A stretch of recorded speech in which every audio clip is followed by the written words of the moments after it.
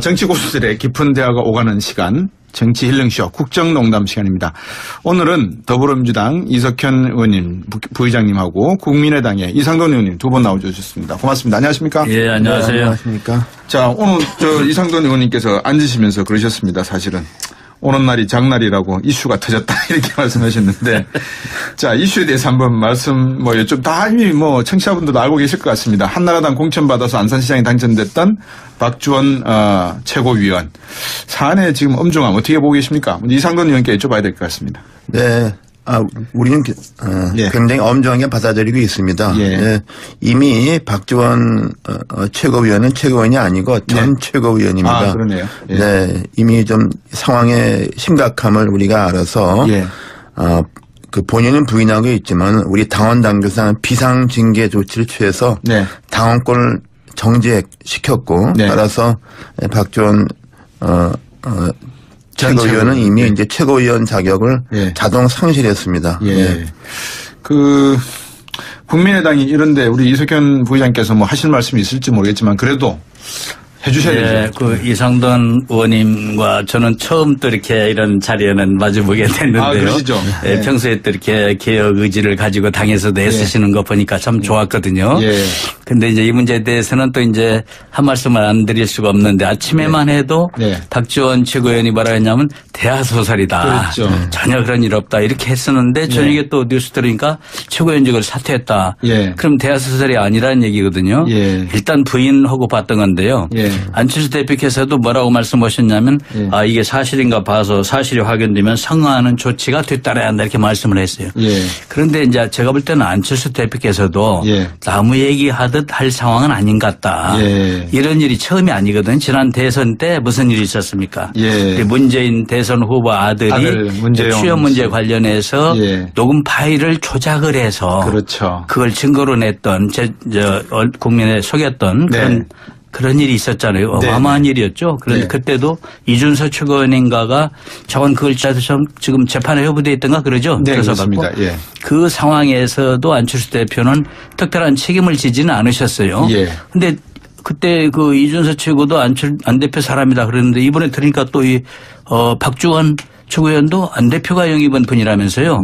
그렇다면 안 대표가 각별히 이 부분에 대해서는 본인이 책임을 져야 되는 상황이 아닌가 이렇게 생각을 합니다.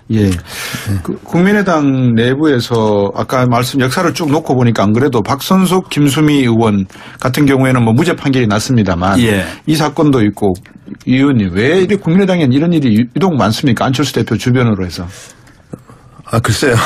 국민의당을 이렇게 질시하는 사람들이 많은지 아니면은 우리가 좀 다소 성급하게 창당을 해서 총선에 임하고 이렇게 왔기 때문에 좀 여러 곳에서 오신 분들이 이렇게 모여들어서 좀 그런 부분도 있는 것 같습니다. 그러나 이번 같은 경우는 사실 박지원 전 최고위원을 안철수 대표가 특별하게 영입했다 이렇게 보긴 좀 어려운 것 같고요. 우리가 이제 그 당시 총선 치르는 과정에서 과거 민주당 출신 정치인들뿐 아니라 과거에 그 한나라당, 새누리당 출신 정치인들도 상당수가 이제 우리 당으로 왔죠. 그런데 여하튼간에 사실 이거 본인이 이런 전력이 있었다면은 이건 물론 가정입니다. 사실이라고 본다면은 국민의당에 들어온 것 자체가 그 당시 조금 이해가 안 되는 면이 있습니다. 그러나 여하튼간에 현재까지 본인은 사실이 아니다고 보고 있습니다. 사퇴한 것이 아니고 사퇴를 당한 겁니다. 현재 박지원 전 최고는. 그 점은 제가 좀 확실히 말씀드리고자 합니다. 사퇴를 당하셨다고 하셨습니다.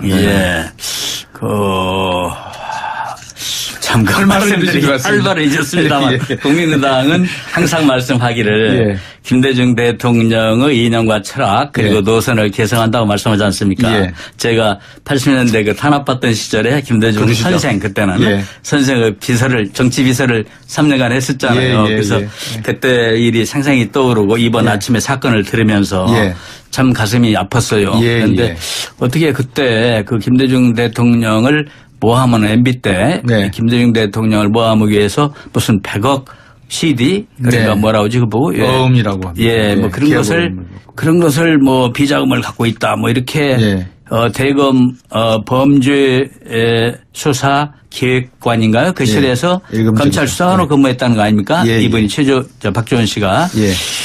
그런데 그렇게 김대중 대통령을 모함한 사람을 그게 정치 공작의 주역이었던 사람을 어떻게 국민당에서는 그렇게 영입을 했을까. 더구나 이제 이게 문제가 있다는 것은 잘 몰랐다 할 수도 없는 것이 한나라당으로 공천받아서 안산시장을 지냈던 분 아닙니까? 그때도.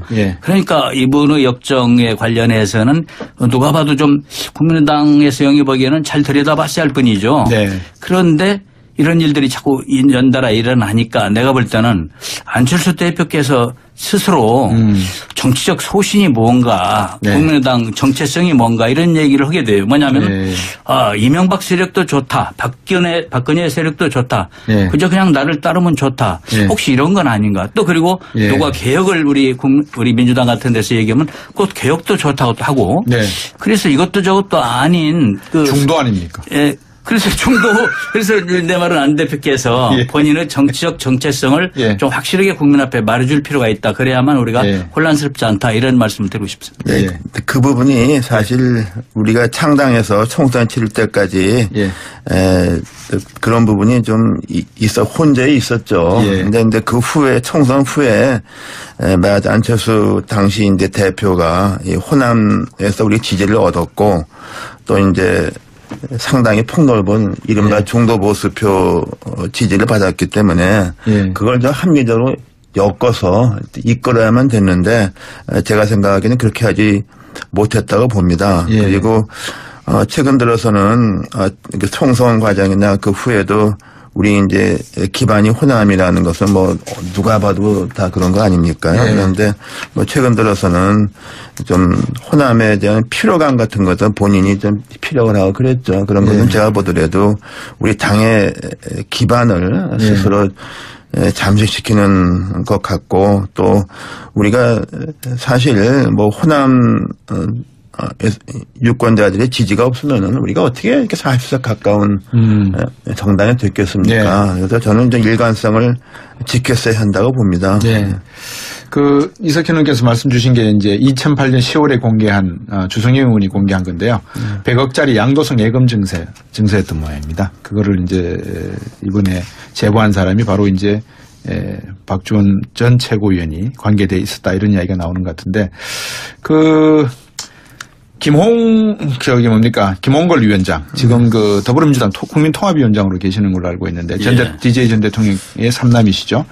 이분이 오늘 SNS를 통해서 그동안 친이 친박 출신도 마다하지 않고 받아준 안철수 대표나 유권자들을 현혹해서 정치 생명을 연장해보려 했던 호남 의원들이 입장을 분명히 할 때가 왔다. 조금 전에 이석현 부의장께서는 안철수 대표의 그런 친이 친박도 마다하지 않는 모습에 대해서 말씀해 주셨는데, 김홍걸 위원장은 이 국회의원들, 국민의당 안에 있는 분들이 이제는 행동을 좀 하실 때가 왔다. 이렇게 말씀하시는데 답을 내놔야 됩니까? 어떻게 됩니까? 이미 좀 많은 의원들이 조금 전에 오후 4시에 있었던 의원총회에서 좀 안철수 대표한테 좀 확실한 입장이 있어야 된다 이런 얘기가 많이 나왔고요. 그래서 이제 박지원 최고위원을 갖다가 사퇴를 시킨 겁니다. 그리고 또 하나는 이제 박지원 전 대표는 내일로 예정된 그 안철수 대표의 호남 방문 이것도 좀 재고해야 된다 뭐 이런 주문을 했습니다. 거기에 대해서 안철수 대표가 과연 내일 어떤 행동을 할지 이런 것이 좀 관심의 대상이죠. 이석현 부의장님 어떻게 보십니까? 온 국민이 김대중 대통령을 존경하지만요. 또 어제는 우리가 노벨 평화상 수상 17주년 그 기념 행사를 63빌딩에서 성대하게 가졌어요. 저도 가봤는데 이제 거기에 또 안철수 대표도 오시고 박지원 의원님도 오시고 또 주성용 의원, 천정배 의원 여럿이 오셨더군요. 그래서 우리가 김대중 대통령을 존경하고 사랑하는 데는 서로 지금 당은 달라도 마찬가지구나 우리가 다 그렇게 확인됐던 건데요. 지금 이런 일로 오늘 딱 겪으면서 우리 민주당 우리와 국민의당이 정말 서로 김대중 대통령을 예. 공유할 수 있는 당인가 여기에 대해서 회의를 가지게 됐어요. 예. 그래서 이런 부분에 대해서 특히 호남 민중들의 생각은 어떻겠습니까? 더욱더 예. 전국적인 문제지만 예. 그런 부분에 대해서 안철수 대표가 분명하게 입장을 밝히고 예. 또 이 부분에 대해서 지금도 본인은 그 사실이 아니라고 말한다는데 박지원 최고위원은 예. 진상을 밝히면서 안철수 대표가 결단을 해야 되는 상황이다. 네. 그러지 않으면 그 찍어준 국회의원을 뽑아준 그 호남 유권자들에 대해서 정말 이 납득하기 어려운 상황이 된다 이렇게 생각을 합니다. 네. 한 세 가지 문제가 나눠지네요. 하나가 이제 안철수 대표가 대표로서 져야 될 책임이 있는 부분이 하나가 있는 것 같고요. 두 번째는 박지원 전 최고위원이 도대체 이 내용이 사실이라면 예. 어떤 의미에서 이런 일을 했었는가에 대한 예. 본인의 명백한 해명이라 그럴까요? 설명이 있어야 될 부분인 것 같고요. 예. 그냥 뭐 사퇴했다고 해서 넘어갈 부분은 아닌 것 같습니다. 예, 그렇습니다. 그런데 이제 세 번째는 호남도 그렇고 DJ 선생 그러니까 대통령께서도 사실은 그분만큼 핍박을 받으신 분이 안 계시잖아요. 그렇죠. 그럼에도 불구하고 대통령이 되시고 난 다음에 과거 정권에 대해서 한 번도 가타부타 험한 소리 하신 적이 없는 걸로 제가 알고 있거든요. 정말 많은 사람들이 예. 지난 정권에 대해서 심판을 하도록 촉구를 했지만 예. 김대중 대통령이 그 국민 통합이라고 예. 생각하시고 또 평화를 얘기하면서 예. 상당히 많이 절제를 했던 걸로 기억을 해요. 그러니까요. 실은 그분은 5번이나 주고비를 넘기신 분 아닙니까? 예, 예. 박정희 대통령 때부터 해서 그렇습니다. 전두환 쭉 그랬는데 사형 선고만 해도 한 3번 정도를 받으시고 사형 선고를 받고 5번 그 주거무고비를 예. 넘기시고 오뚜기처럼 이렇게 살아나신 분인데 예. 얼마나 마음속에 맺힌 한이 많겠습니까? 그런데 당시에 이런 말씀한 것이 기억이 나요. 춘향이의 한은 네. 제가 제 얘기를 잘못했습니다. 춘향이의 한은 그렇죠. 변사또를 응징함으로써 풀리는 것이 아니라 예. 변사또를 응징함으로써 풀리는 것이 아니고 예. 뭐라 그랬죠? 변사또를 갖다가 포용하는 쪽으로. 변사또를 그것이 아니라 이도령을 만남으로써 안이 풀리는 거다 이랬어요. 이도령을 만나는 순간. 만나는 순간에 네. 풀리는 거다. 네. 그래서 우리가 민주주의를 달성하는 데 대해서 그만치 깊이 있게 판단하셨어요. 그랬는데 그런 김대중 대통령, 그런 김대중 선생에 대해서 그렇게 모함들을 하고 예. 얼마나 헐뜯었습니까? 그냥 그러니까요. 별별 소리들을 다 하고 북한하고 막 연결되어 있는 사람으로 몰아붙이고 예. 그런데 바로 그런 자료를 갖다가 그때 주승영, 예. 지금 주승용 의원하고 혼동이 자꾸 될까 봐 예. 주승영 전 의원이 그걸 들고 흔들 때 예. 우리가 굉장히 좀 마음 아팠거든요. 세상에 저럴 수가 있나. 그런데 그걸 갖다 준 사람이 이 박지원 씨라면은 예. 그건 박지원 씨 혼자 그냥 사퇴해서 끝날 일이 아니죠. 그러니까요. 근데요, 지금 청취자께서 들으시면은 혹시나 예. 우리 국민의당이 박지원 전 최고위원 같다 이런 거 좀 미필적으로 하면 알고서 영입했던가 좀 오해할까 그런 봐 부분은 걱정스럽습니다. 밝혀주셔야 이게 사실은 되겠죠. 절대로 그런 게 아니고 안철수 대표도 그런 건 딱 몰랐다고 봐야죠. 네. 몰랐다. 어떻게 알겠습니까? 네. 예. 근데 제가 변명점 드리는 말씀은 예. 우리 당의 태생이 좀 그렇게 좀 배경이 다양한 사람들이 모였기 때문에 이런 일이 있는데 문제는 이런 일이 벌어졌는데 좀 단호하게 어떤 처리해야 되는데 오늘 아침만 해도 본인은 공소시효가 지난 일이니 이런 말도 했었고 최고위원회에서는 가정법을 써서 이것이 이것이 음모이니 음모가 아니라면은 어떤 진상을 규명하니 이런 얘기가 나와서 저도 참 그 부분을 듣기가 굉장히 거북했습니다. 예. 그러니까 죄송합니다. 말씀하십시오. 박지원 씨가 아침에 공소시효 다 지난 일 가지고 그런 얘기 한다라고 한 것은 실은 그런 사실이 있었다는 걸 시인한 거나 거의 비슷한 거거든요. 그래서 저는 그럼 그거 잘못했다고 하지 왜 저러나 이렇게 했었어요.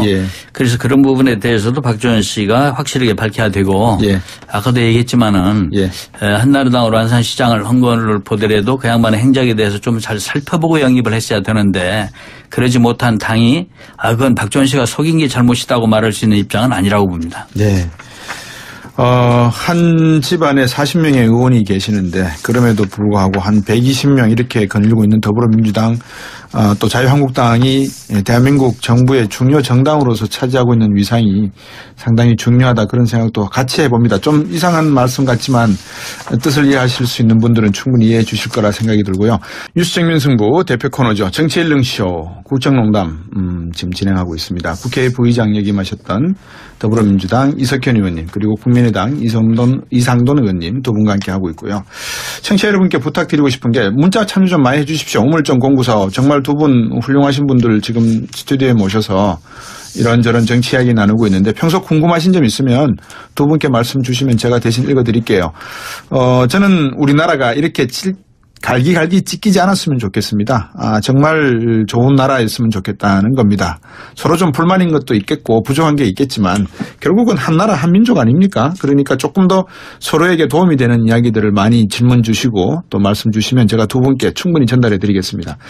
계속해서 이제 두 번째 이슈로 한번 가볼까 하는데요. 두 번째 이슈는 박근혜 전 대통령 탄핵 소추안 가결된 지 1년 되는 날이 바로 내일입니다. 소회가 어떠신지 두 분께 안 여쭤볼 수가 없습니다. 먼저 이석현 의원님. 예. 정말 1년 전에 우리 촛불은 명예혁명이었거든요. 예. 정말 피 한 방울 흘리지 않고 역사를 바꾼 그런 적폐 세력 박근혜 정권을 무너뜨린 그런 명예혁명이었어요. 네. 그것을 세계적으로도 또 그런 평가를 받아서 독일 에버트 재단이 인권상을 우리 촛불 시민에게 줬지 않습니까? 예. 그런 것만 봐도 그야말로 이제 대한민국 명품은 백화점에 있는 게 아니라 그야말로 이 민주주의, 촛불 민주주의가 대한민국 명품이 됐다. 이런 자부심을 또 가져요. 그런데 부의장 하실 만합니다. 부의장을 하셔야 되는데. 근데 그런데 이제 이거 제가 그러니까 말이 또 맥혀버려. 그런데 이제 우리가 지난 1년 동안 우리 촛불 민의를 받드는 데는 너무 좀 지금 속도가 느린 게 아닌가 그런 좀 답답함도 느껴요. 왜냐하면은 그 자유한국당을 비롯한 야당들이 발목 잡는 일이 너무 지금 심하니까 그 우리 당 국민들이 지금 거의 절반이 우리 당 지지고 대통령 국정 수행 잘한다는 게 74%인가 한다고 여론조사가 나오죠. 80%를 오가는데 그런데 국회에서는 의석이 또 그렇게 우리 당이나 자유한국당이나 비슷한 숫자가 되다 보니까 사사건건 발목을 잡으니까 우리 국민들이 원하는 그런 개혁과 적폐 청산을 속 시원하게 못 해내서 정말 답답하고 우리 국민들한테 미안한 생각이 많이 듭니다. 이상돈 의원님. 네, 저는 무엇보다도 개인적으로 여러 가지 감정이 교차하죠. 박근혜 전 대통령은 제가 뭐 개인적으로도 1년 동안 같이 호흡했던 분 아닙니까요?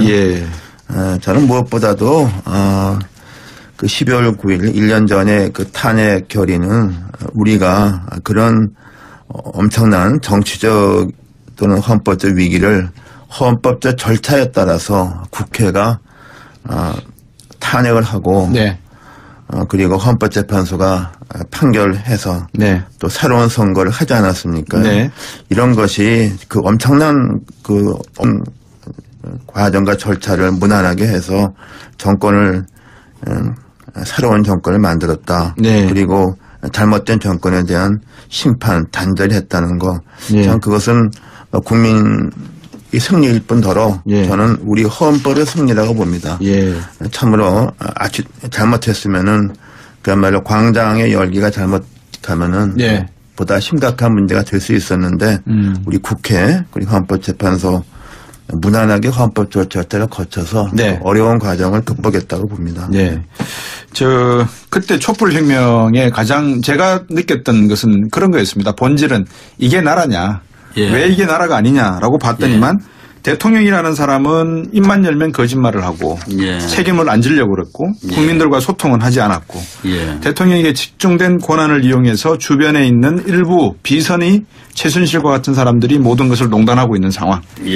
거기에 대한 화가 났었고요. 두 번째 많은 민초들 서민들이 정말 뼈 빠지게 열심히 일해도 하루 벌어먹고 살기 힘든 세상에 이 사람들과 가지고 있는 기득권자들이 살아가는 행태를 보면 정말 말도 안 되게 세상의 모든 기득권을 다 누리면서 살아가는 게 이게 정말 나라가 할 일이냐.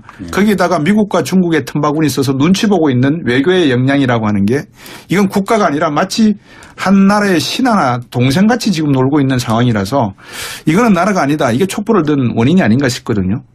이석현 부의장님. 지금 바뀌었습니까 근데?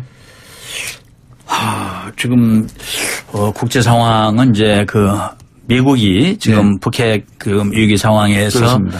그렇게 트럼프 대통령이 다소 저돌적인 말씀을 자주 하기 때문에 우리 모두 걱정을 많이 하고 있어요. 그래서 그 어려운 상황에서 또 평화를 지켜내기 위해서 문재인 정부가 애를 쓰고 있는 거 아닙니까? 그래서 이제 우리가 미국 눈치 보고 중국 눈치 보고 그런 개념보다는 미국과 중국 틈바구니에 있으면서 어떻게 하면 우리 한반도를 평화로 지키기 위해서 두 나라 사이에서 외교를 잘해야 되느냐 이 문제인데 어려운 가운데서 저는 우리 외교를 잘하고 있다고 생각을 해요. 무슨 조공바치듯 하는 그런 시대가 아니고 그렇습니다. 할 말 다 하면서 엊그저께도 문 대통령이 그런 얘기 했잖아요. 한반도에서 그 전쟁이 일어날 공격 행위가 있으면 안 돼, 선제 공격이 있으면 안 된다고 딱 그런 얘기를 전에도 그런 말씀했고 이번에도 하시고 그런 말씀을 하시면서 미국과 또 공조를 하고 있는 것입니다. 그래서 이런 가운데 어떻든 미국 입장과 우리 입장이 이 북한에 대해서 대처하고 방어하는 데는 같지만은 또 그 미국 내에는 또 이런 세력 저런 세력들이 있잖아요. 그런 데에서도 이 평화로 이끌고 갈 수 있게 이 부분을 북핵 위기를 연착륙할 수 있게 하기 위해서 우리가 노력을 많이 해야 되고요. 또 중국과의 관계에서도 또 국익을 위해서 우리가 참으로 지혜롭게 해야 된다고 생각을 합니다. 칼로 딱 뭐 이렇게 자르듯이 못한 일을 외교를 왜 그렇게 못하냐 하는 분들이 있는데 외교는 그렇게 할 수는 없는 것이죠. 그렇죠. 그래서 요연하게 하면서 중간에서 우리가 국익을 잘 지금 취해나가고 있다고 보고 사실은 저는 이런 생각을 합니다. 이 우리 미래에 대해서 가장 많이 생각하고 또 예민한 부분이 주식시장 아닙니까? 코스피 지수가 크게 안 떨어지고 있거든요. 막 북한이 핵실험하고 미사일 쏘아올리고 이 난리 통해도 2,500 전후 그 부분을 이렇게 오르내리는 정도로 있는 거 보면은 이 지금 문재인 정부와 국회에 대한 국민들의 믿음이 있는 것 같습니다. 국민들과 세계인은. 그래서 이 위기를 극복을 하고 경제도 우리가 다음에 더 좋아질라나 보다는 기대를 하니까 경제는 심리니까 그런 심리에 의해서 또 경제도 좋아지지 않을까 하는 기대도 합니다. 아까 물어본 취지가 이게 맞나 모르겠습니다만 생각하는 대로 이상돈 의원님. 네, 물론 저는 국민적 지지를 받아서 들어온 문재인 정부가 모든 걸 잘하기를 기대합니다. 그러나 또 동시에 솔직히 걱정하는 바도 많이 있습니다. 지금 이석현 의원님께서는 뭐 잘하고 있다고 말씀하지만은 또 일각에서는 문재인 정부의 대미 대중 특히 안보 외교가 너무 좀 어려운 게 아닌가 또 이런 걱정을 많이 합니다. 물론 북핵 문제가 우리가 뭐 스스로 해결할 수 있는 것은 아니라고 봅니다. 그러나 현재와 같이 우리가 과연 제대로 할 바를 다 하고 있는지 뭐 그런 비판적인 시각도 있다는 걸 말씀드리고 저는 그것보다 더 중요한 것은 우리는 그 박근혜 정부도 박근혜 정부지만은 그 앞서 있었던 이명박 정부의 적폐는 사실 박근혜 정부보다 뭐 엄청나게 더 큰 거죠. 그런 것을 좀 문재인 정부가 조속한 시일 내에 좀 청산을 하고 우리가 미래를 갈 수 있도록 하면 좋겠습니다. 그래서 저는 현 정부가 추진하는 이른바 적폐 청산이 좀 더 속도를 내서 보다 빨리 좀 마무리됐으면 합니다. 너무 길어지게 되면은 필요함도 있을 것이고 또 정부에 대한 지지도 뭐 좀 떨어질 수 있겠죠. 그 점을 이제 걱정하고 있습니다. 이상돈 의원께서 방금 말씀 주신데 안 그래도 청취자 한 분이 8486번님이 정권은 바뀌었는데 아직도 댓글 부대가 남아있다고 들었습니다. 이거 적폐 세력 아닌지요? 잡아주십시오라고 하셨는데. 그렇습니다. 좀 그러니까 한마디로 말하면 적폐 세력의 저항이 만만치 않은 것이죠. 지금 댓글 부대는 다 없어진 줄로 알았는데 실제로 이렇게 인터넷이나 SNS 보면 뭐 이상한 글들이 올라와서 왜 그러나 했는데 알고 보니까 지금 그렇다는 거 아닙니까? 그러니까 정권이 바뀌고 지금 검찰이 심지어 원세훈 전 국정원장 수사하고 있는데도 그런 댓글 부대가 존속할 정도로 기존 적폐 세력들의 연대는 공고하고 저항이 대단히 지금 극심한 겁니다. 그렇기 때문에 단호하게 그런 부분들에 대해서 맞서 나가야 된다. 그냥 흐지부지 좋은 게 좋은 거로 나가면은 그런 적폐는 영원히 지속될 것이다. 이런 생각을 하게 돼요. 그런데 검찰 쪽에서는 올 연말까지 이 적폐에 대한 뭐 국정원 사건이나 이거를 좀 정리를 했으면 한다라는 의견을 내니까 청와대에서는 이건 계속 가야 되는 것이다. 그렇게 말씀 말씀을 하셨다 그래요. 혹시 그래서 국민들 중에서는 조금 걱정하는 분들도 계신 것 같아요. 그래서 이제 그 부분에 대해서 처음에 문무일 총장 말을 보도가 됐길래 저도 이게 무슨 말인가 박범계 의원한테도 제가 이게 도대체 무슨 말 같냐고 박범계 의원도 걱정을 하더라고요.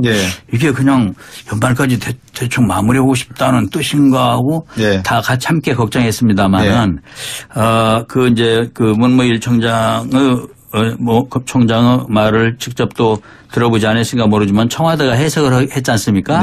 청와대가 해석하기를 그 속도감 있게 수사하겠다는 말로 이해한다라고 했잖아요. 그러니까 또 문무일 검찰총장이 딴 말씀을 안 했지 않습니까? 이걸로 보면 그 말이 맞는 것 같아요. 그래서 그래서 제가 잘 워딩을 잘 들여다봤어요. 들여다봤더니 뭐라고 했냐면은 원래 그 양반이 말하기를 수사기관을 정하기는 어렵지만 이 말을 전제를 하고 올해 안에 주요 수사를 마무리하기 위해 최선을 다하겠다 이런 것이었거든요. 그런데 언론 보도 때 보면은 주요 수사란 말도 빠지고 최선을 다하겠다 말도 빠지고 그냥 거두절매고 올해 안에 마무리한다라고만 남아 있었던 것이죠 보도에서. 그래서 언론은 실은 좀 맞아야 되겠고. 실은 이제 아니 실은 이제 문 총장 말에 대해서 언론의 해석이 좀 정확하지 않을 수도 있다는 생각을.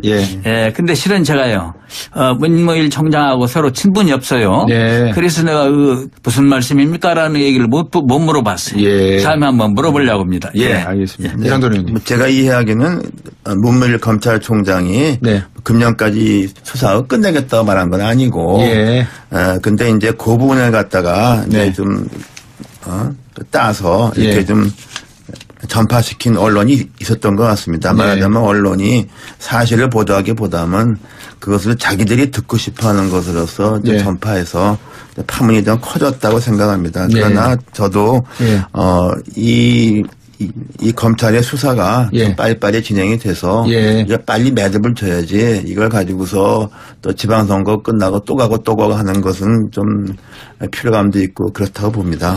일반인들도 이걸 너무 오래 가져가면 지방선거까지 일부러 인기를 끌기 위해서 하고 있는 거 아닌가 이렇게 이야기할 수 있는 부분도 없지 않아 있기 때문에 정치적인 해석이 많은 분들이 달라질 수 있다는 점이 좀 고민은 되겠습니다. 근데 이제 제가 방송에서도 몇 번 다른 분들 박범계 의원께도 말씀을 드리고 몇 분들에게 말씀을 드렸는데 제도의 변화가 있어야 된단 말입니다. 적폐청산을 하고 나면 그거를 하지 못하도록 벌칙을 근데 그게 맞습니다. 제도 변화가 하나도 없지 않습니까? 지금. 그래서 참 정확한 지적하셨습니다. 뭐냐면 우리가 공수처도 만들어야 되겠고 또 검경 수사권 분리 문제도 있어야 되고 여러 가지 법제화 할 일이 많은데 그 제도 개혁이 늦어지고 있어요. 국회에서 아까도 말씀한 대로 자꾸 또 발목 잡기 때문에.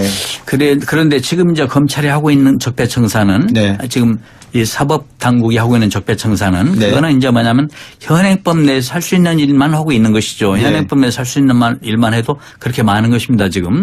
그래서 일단 그런 부분도 중요하다. 왜냐하면 적폐청산이라는 건 그냥 이렇게 제도만 바꾸는 것이 아니라 있었던 일에 대해서 책임을 물어야 다음부터는 그렇게 하면 안 되는 것이구나. 반드시 책임을 당하는 것이구나라고 생각을 하게 된다 이것입니다. 한마디로 얘기하면 왜 박근혜 대통령한테 국정원이 돈 갖다 줬다는 이런 것도 옛날에는 그 뭐 통치자금이라는 헌법에도 없고 법에도 없는 그런 이름 붙여서 막 그런 짓거리들을 했던 것이죠. 박정희 대통령 때도. 그런데 그것을 이번에 이제 그걸 따지고 책임을 묻고 이렇게 나가니까 그렇게 해서는 안 되겠다 하는 것을 그런 보수적인 세력들도 다 알게 됐지 않습니까? 그래서 제 말은 처벌은 처벌대로 필요한 것이고 제도는 제도대로 개혁해야 되는 것이고 두 가지를 평행해야 된다 생각합니다. 이상돈 의원님.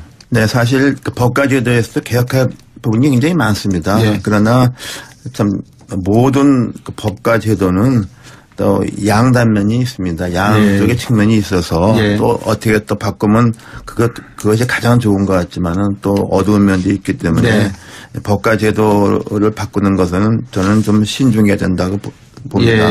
그리고 사실 지금까지 벌어진 일은 뭐 법과 제도의 탓이기보다는 기본적인 좀 상식을 벗어난 일이 있었던 것이죠. 그렇죠. 정말 상식에 벗어난 일이 발생한 것이죠. 이건 뭐 법과 제도를 탓할 수준도 아니죠. 그 법과 제도를 들먹일 것도 저는 안 된다고 봅니다. 그리고 현재 뭐 개헌 기타 뭐 여러 가지 법률이 사실상 국회 내에서 그 여당이 안정석을 갖고 있지 못하고 네. 국회 선진화법으로 굉장히 난항을 겪고 있는 건 사실입니다. 예. 그러나 좀 저도 생각하기에 한국당도 좀 가능한 한 좀 예. 공통분모를 찾을 수 있는 거는 예. 작은 것부터라도 좀 입법 개정에 예. 법률 개정에 같이 했으면 좋겠습니다. 예. 이상돈 의원께 먼저 여쭤보고 싶은 내용이 하나가 이제 선거구제하고 개헌 쪽으로 합의를 어쨌든지 논의를 하셔야 될 거 아니겠습니까? 네. 그죠? 어떤 방향으로 생각하고 계십니까? 국민의당 쪽은. 우리는 비교적 예. 굉장히 확실한 우리 당론을 갖고 있습니다. 예.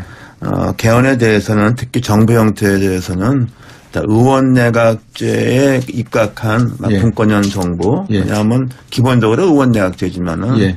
우리 국민들이 대통령을 자기 손에 뽑고 싶어 하니까 네. 그런 제도하고 예. 그다음에 이제 선거제도에서는 한 정당이 얻은 득표수하고 예. 국회 내 의석 수가 많이 다르지 않습니까? 예. 소선거제에서 예. 그것을 가급적 일치시키는 방향으로 선거구제를 바꾸자. 그래서 이제 독일식의 정당 명부제 선거 같은 것들 우리 당은 예. 확실히 선호하고 있습니다. 그런데 예. 예. 그 부분에 대해서는 사실 더불어민주당은 현재 기본적으로 대통령 중임제를 예. 선호하고 있고 그래서 예. 우리와 민주당은 또 다르고 현재 한국당은 대통령 중임제는 확실히 좋아하지 않지만은 네. 거기에 당론이 뭔지는 좀 알 수가 없고 네. 선거구제에 대해서는 한국당은 자체적으로 아직 결단한 토론도 하지 못하겠는 걸 알고 있습니다. 예, 이상돈 의원님. 이석현 의원님, 방금 이상돈 의원님께서 주신 말씀 예. 참고로 짧게 좀 말씀 부탁드리겠습니다. 예, 저는 이제 아까 말씀하신 게 예를 들면 연동형 비례대표자 같이 네. 예. 표 얻은 것과 의석수가 비례할 수 있도록 예. 좀 거기에 보완하는 네. 그런 문제에 대해서 선거제도 보완에 대해서 아마 많은 사람들이 공감하라고 생각합니다. 그런데 네. 그에 못지않게 중요한 것은 중대 선거구제를 하는 게 좋겠다는 생각을 전에부터 해오고 있습니다. 예. 왜냐하면 지금 우리 국회의원 선거가 소선거가 되니까 예를 들자면 서울에 예. 성동구가 있으면 거기서 갑을 병해서 국회의원을 그렇죠. 막 셋을 뽑지 않습니까? 예, 예. 구청장 하나 뽑는데 국회의원은 셋을 뽑혀 나오는 지금 그런 구도인데 나란 일을 한다는 전국적인 범위의 대표를 뽑으면서 지금 그런 현상이 일어나고 있어요. 예. 그러다 보니까 이제 어떻게 되냐면 선거 당선을 가지고 얘기하자면 소선거구제는 너무 동네가 좁으니까 국회에서 의정활동 열심히 하는 사람보다 동네에서 그 시간에 의정활동 안 하고 애경사 많이 찾아다니는 사람이 당선이 유리해지는 것입니다. 그래서 그건 정말 잘못된 제도다. 중대 선거구제를 해서 거기서 여러 명을 뽑는 제도로 바꿔놓는 것이 그렇게 되면 이제 유권자가 많아지니까 애경사 챙기는 것도 한계가 있게 되니까 거기에 절대적으로 당락이 좌우되지는 않는다 이렇게 보는 것이고요. 그리고 또 그렇게 함으로써 저는 진보정당이 살아날 수 있는 길도 열어줘야 한다는 생각을 합니다. 꼭 양당제만이 능사가 아니고 그런 여러 사람을 뽑는 가운데서는 진보정당도 살아남거든요. 저는 그런 제3의 힘 자리를 놓아주는 것도 정치적 도량이라고 생각합니다. 늘 이런 시간이 되면 시간이 짧아서 두 분께 죄송하다는 말씀을 다시 한번 드려야 될 것 같습니다. 오늘은 여기까지 정치힐링쇼 국정농담 마쳐야 될 것 같습니다. 더불어민주당 이석현 의원님, 국민의당 이상돈 의원님 두 분께 감사드립니다. 고맙습니다. 예, 수고하셨습니다. 예.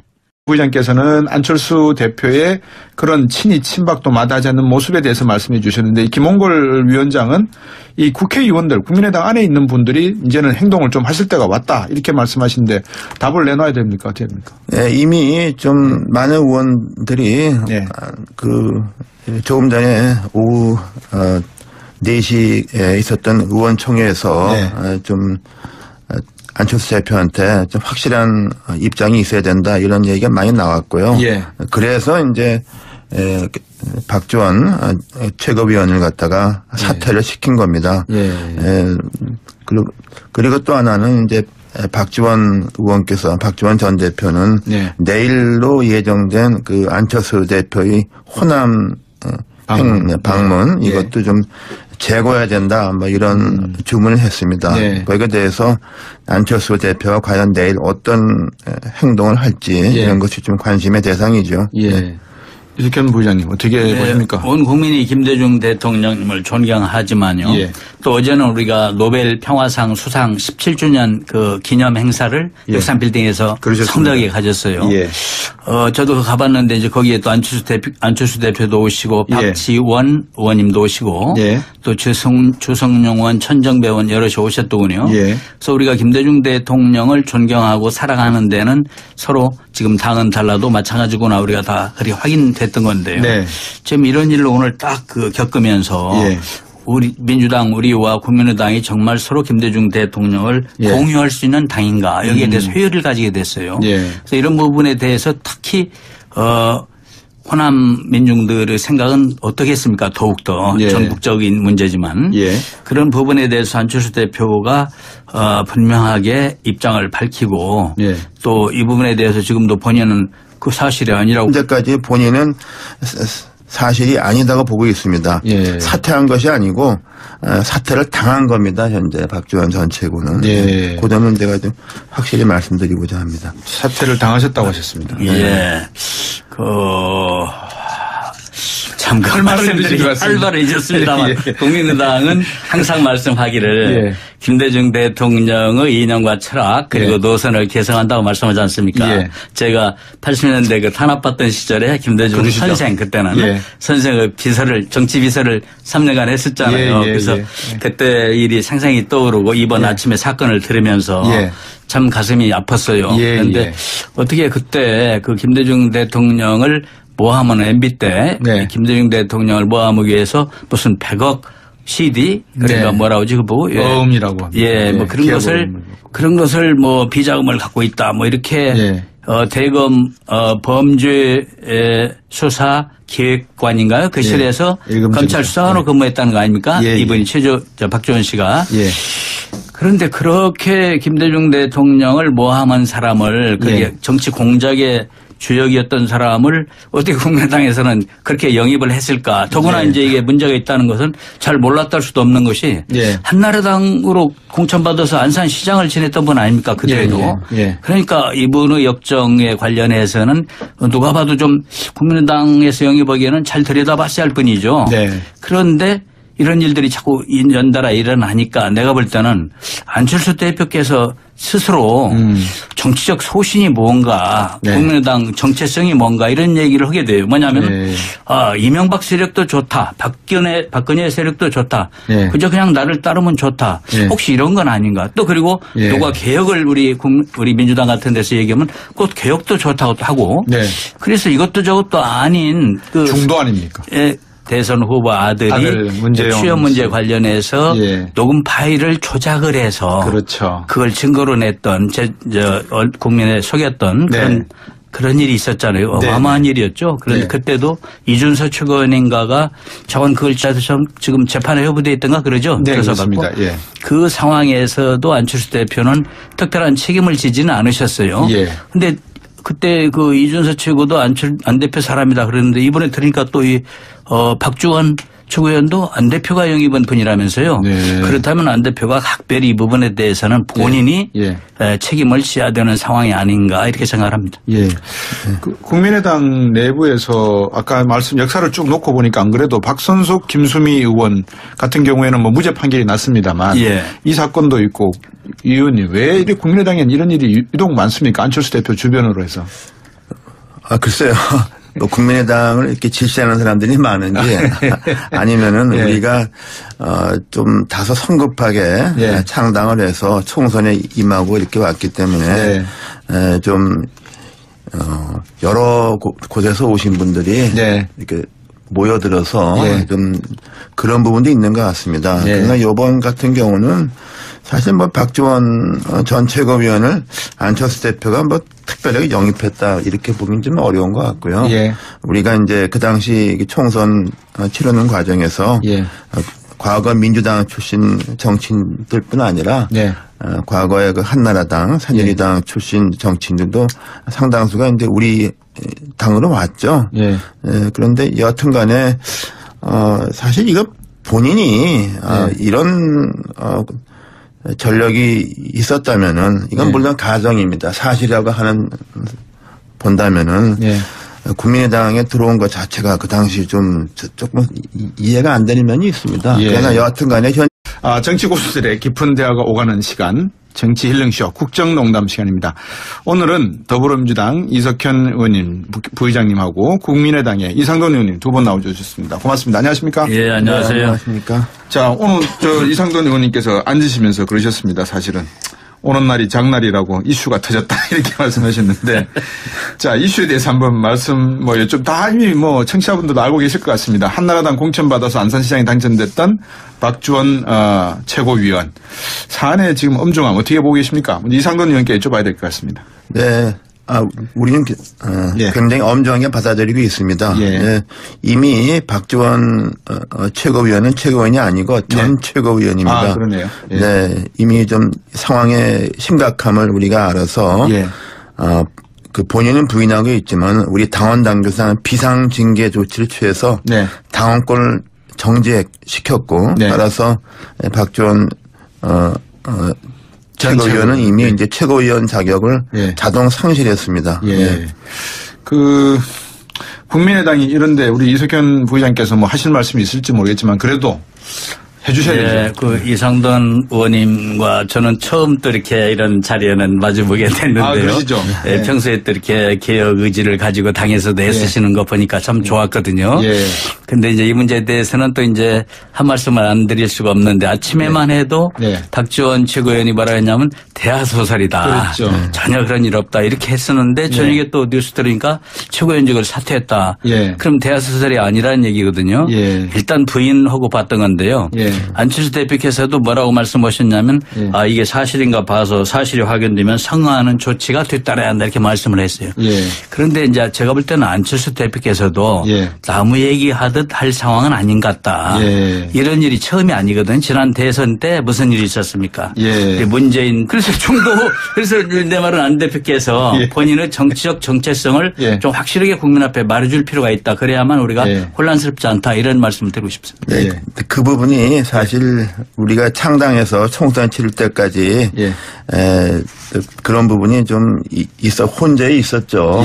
근데 그 후에 총선 후에 안철수 당시 이제 대표가 이 호남에서 우리 지지를 얻었고 또 이제 상당히 폭넓은 이른바 중도 보수표 지지를 받았기 때문에 그걸 좀 합리적으로 엮어서 이끌어야만 됐는데 제가 생각하기에는 그렇게 하지 못했다고 봅니다. 그리고 최근 들어서는 총선 과정이나 그 후에도 우리 이제 기반이 호남이라는 것은 누가 봐도 다 그런 거 아닙니까? 그런데 최근 들어서는 좀 호남에 대한 피로감 같은 것은 본인이 좀 피력을 하고 그랬죠. 그런 것은 제가 보더라도 우리 당의 기반을 스스로 잠식시키는 것 같고 또 우리가 사실 호남 유권자들의 지지가 없으면은 우리가 어떻게 이렇게 40석 가까운 정당이 됐겠습니까? 그래서 저는 좀 일관성을 지켰어야 한다고 봅니다. 이석현 의원께서 말씀 주신 게 이제 2008년 10월에 공개한 주성영 의원이 공개한 건데요. 100억짜리 양도성 예금 증세였던 모양입니다. 그거를 이제 이번에 제보한 사람이 바로 이제 박주원 전 최고위원이 관계돼 있었다 이런 이야기가 나오는 것 같은데 김홍걸 위원장, 지금 더불어민주당 국민통합위원장으로 계시는 걸로 알고 있는데, DJ 전 대통령의 삼남이시죠.